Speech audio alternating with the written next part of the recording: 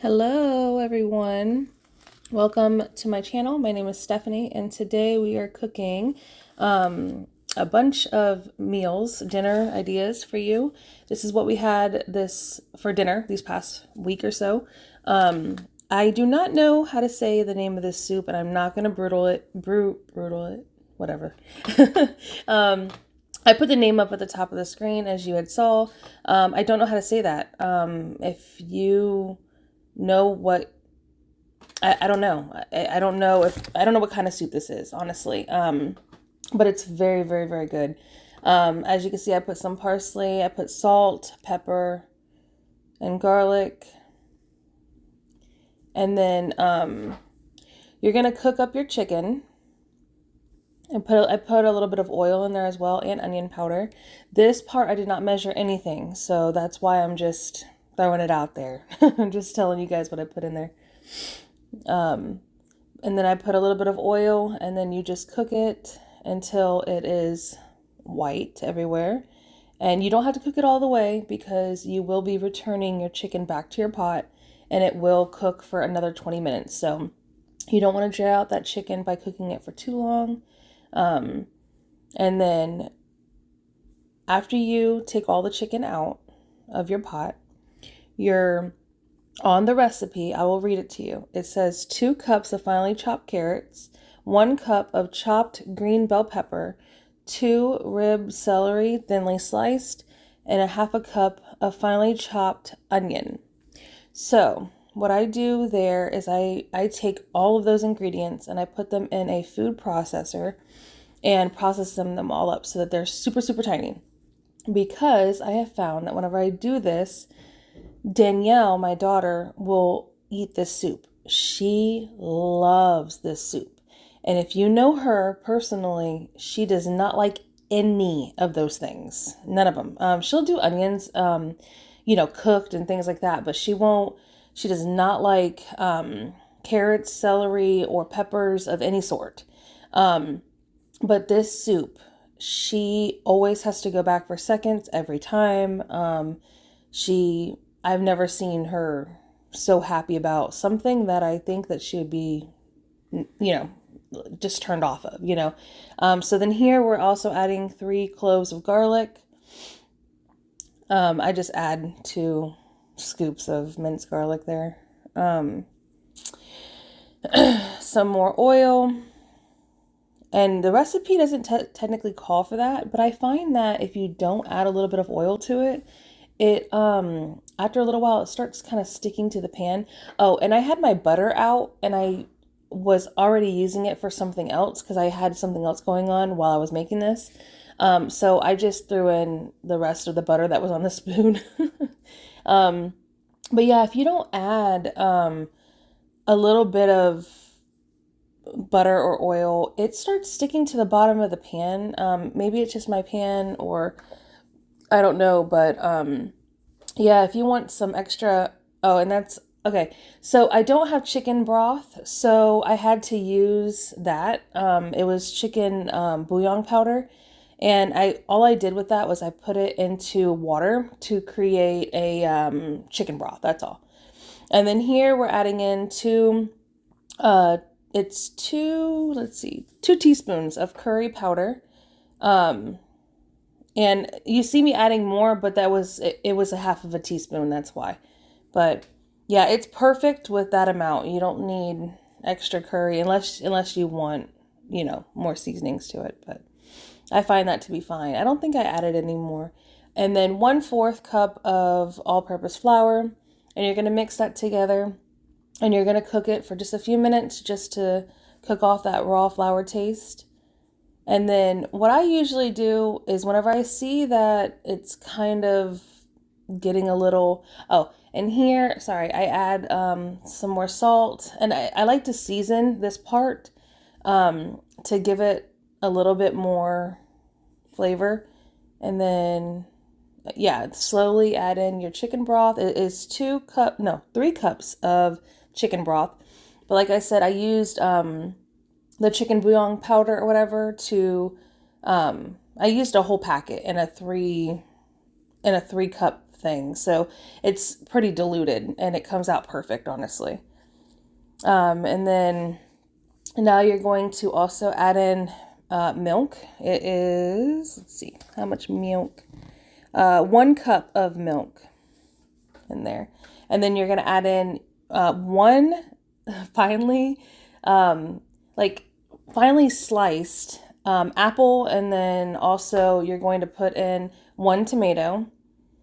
And then you can add some more seasonings to this to add a little bit of more oomph to it, like I was doing. You can add in whatever you like, whatever you feel would be good in it. This soup is amazing. And Danielle was like, if there's more, I want it for school. Well, guess what? There was no more. So this is one portion of it. That's 1 pound of chicken breast that was in there. And I will say that for my household, next time I need to double or triple that recipe. Alrighty, so now we're going to make some chicken teriyaki with white rice. Now, I don't show how I make the white rice. I just make it in the rice cooker. I make jasmine rice. And this day I was, I think I was taking Danielle to soccer practice this day or something. I don't know. And so I needed to do something fast and I didn't have anything planned. So I literally just I threw the chicken legs in there with some minced garlic, of course. And usually I would do brown sugar. Well, I barely had any brown sugar. So the other portion of the sugar that I would do, I had to do white sugar. And it came out just fine, but it is better with brown sugar. So this was me just using what I had on hand. And I think I put like 1/2 cup of water in there. Maybe it was 1/4. I'm not sure. A lot of this I don't measure. And then I add some soy sauce. I didn't measure it. Some of these things I don't measure and I just go by the seat of my pants. I just I just throw it together and hope for the best sometimes. That's what you kind of got to do in life sometimes. But it did turn out good. I let it cook for about 5 hours, I think, on low. This crock pot that I have, in my opinion, I think it cooks things a lot faster than other crock pots, if I'm being honest, because I will read recipes and they'll be like, cook on low for 6 hours. And I'm like, by like hour 4 or 5, like it's way done. Like, see that? It was like falling off the bone. If it went any further, it'd probably be dry. That came out very good as well. Now we're doing some sausage stuffed shells. Now, you can make this with regular hamburger meat. It is perfectly fine. It tastes great. My family prefers it with the sausage. But I will say this. In this recipe, and I always add water to the sausage so that it doesn't start burning. I like to make sure that the sausage is very well cooked before moving on to the next step, because I don't play with with meat being undercooked. So I do add water content in there, and by the time that it's done, it's literally like nothing is in there. Okay, so here we are adding in, so I did 2 pounds of the sausage. So then I do 2 eggs. You see how I'm just throwing stuff over to the right side? Look. You'll notice I'll do it. Watch. Do it. I was over on the other side of the kitchen where the sink is. Okay, so listen, I did not measure the cheese. You add however much cheese you want. And as you see, I'm literally going to put some of the Kobe Jack cheese back on the plate because I was like, why am I adding that much cheese? It doesn't even need all of that. So I put it back on the plate so that I could put it on top afterwards. So with 2 pounds of meat, I've used two of the cream cheese. That's just regular plain cream cheese and some Parmesan. And you're going to mix that very, very good together with your hands. Okay. So now I'm going to tell you guys what I was trying to tell you a minute ago. I'm sorry, I'm all over the place, guys. I'm not that great at voiceovers. But my neighbor, so the plate that I make in this at the end of this section, I actually made for my neighbors because I had made it a few days ago with regular. You want to water down your pasta sauce. I used 1 whole thing of pasta sauce, 45 ounce.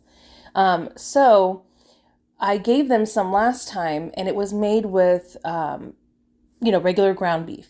And I told them that whenever I make it with sausage, I wanted them to try it because it is better with sausage. So that plate I took over to them. They liked it, and my family enjoys it better that way, right? Well, my neighbor, she had decided, I guess, to try it out, try to make it herself. And in my opinion, I learned something from that. So me, I've just been following this recipe for years now, and never thought to put less cream cheese. I always just, liked it the way it was. Well, she had brought it over and she didn't have her hamburger meat mixed in the cream cheese. It's like she did kind of like a layer of cream cheese on the bottom and then did the hamburger meat and I think Italian, some type of sausage mixture on top. And I really enjoyed it. It tastes really, really good. So I think what I'm going to do next time, just to try it out, is I'm going to do kind of like that, but still mix in the cream cheese. But I'm going to use only one thing of cream cheese and see how it comes out because, I mean, come on, cream cheese has gone up in price. We all know this. So after I tried hers, I was like, oh, that's really good too. So I'm going to try to tone it back with it. But my family loves cream cheese though. Her family may not. So that could be another reason why she toned that down. So I thought it was really good. She did a great job. And I myself have learned something from it. So if you don't care for the cream cheese, tone it down a little bit and just put a little bit. It comes out just as good. But anyways, rant over. So yes, as you see, you're just going to literally just put a little bit on the bottom of the pan. You're going to stuff your shells and then you're going to put the rest of the pasta sauce on top. You always want to water down your sauce. You don't need your sauce to be, so thick and everything because there's enough flavor there that you don't need too much sauce. And then these are not 13 by 9 pans. I want to say they're 11 by 9. I think that's what they are. So it makes 2 pans of those. So the jumbo shells is what you need to use. And yeah, this is where I make the plate for my neighbors because I really wanted them to go ahead and try it. And it came out so good. I love it. And I gave some to my aunt because that day, this was the day that the hurricane was going to come. That's right. I made this and on our way out to go and take Robert to work, we went ahead and took some to my aunt too. She loved them.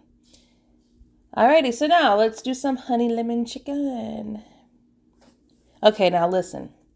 This is good, but I put too much lemon this time.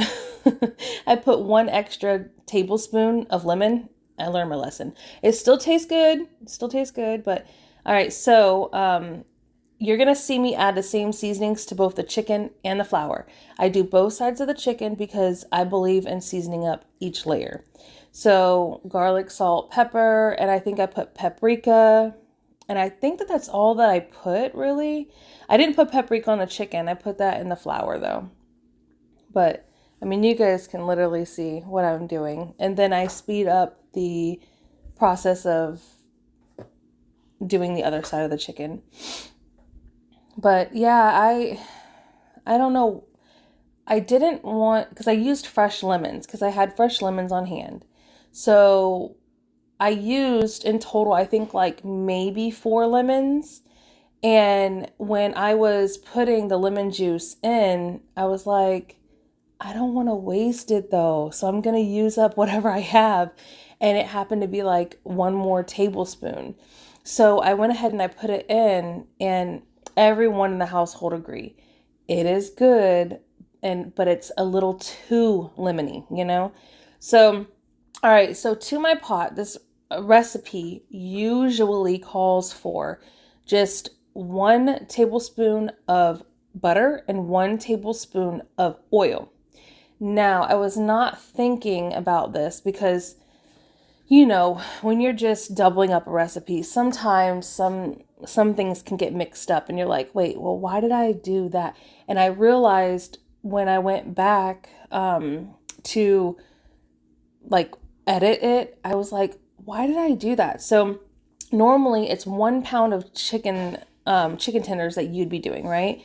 So if it's 1 pound of chicken tenders that you're doing, you're going to only use 1 tablespoon of butter and 1 tablespoon of oil. That's all that you need to use. Well, I wasn't thinking about it, thinking, oh, well, I should add just that to the pan because I can only put 1 pound of meat into the pan at a time, right? I didn't think about that apparently. So I went ahead and added all of it.